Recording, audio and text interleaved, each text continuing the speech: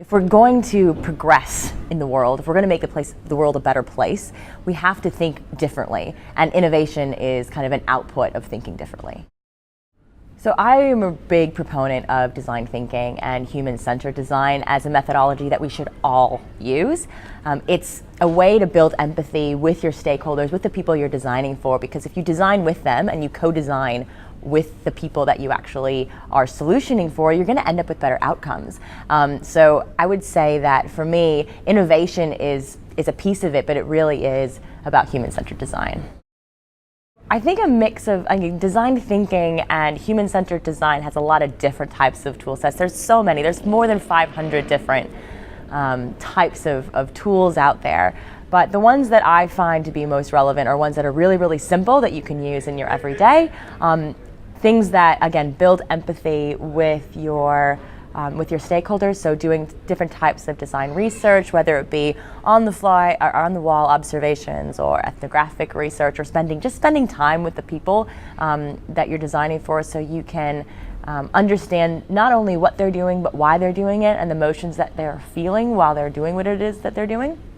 Then kind of synthesizing that back, having some reflection and thinking about what if, and then prototyping and iterating and testing and knowing that what you're going to design the first go is probably going to be wrong, but then keeping at it and not giving up when just one thing goes wrong. But how might we fix this? How might we go in a different direction? And then just keeping that process going.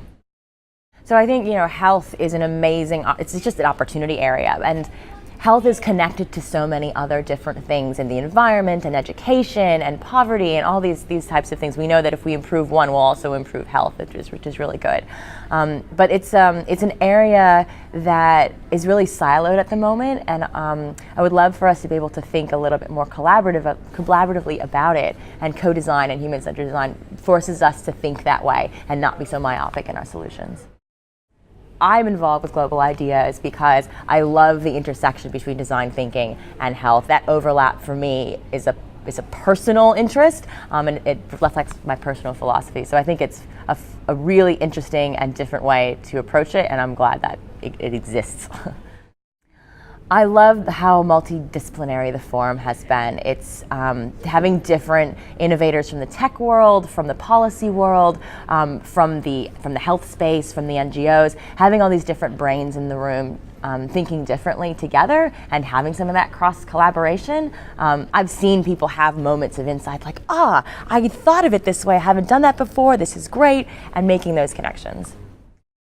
I've been helping to facilitate a Reimagined time with the Fred Hollows Foundation, where we were looking at how do we decrease barriers to access cataract surgery for women in Southeast Asia, which is a very focused challenge. But it's been great to kind of have half the team is actually from Fred Hollows, and half have been the delegates from the Design Forum, and it's been great to kind of see the back and forth there, and we've come up with a solution that has really challenged and is a new approach for Fred Hollows that they're going to take back to their team.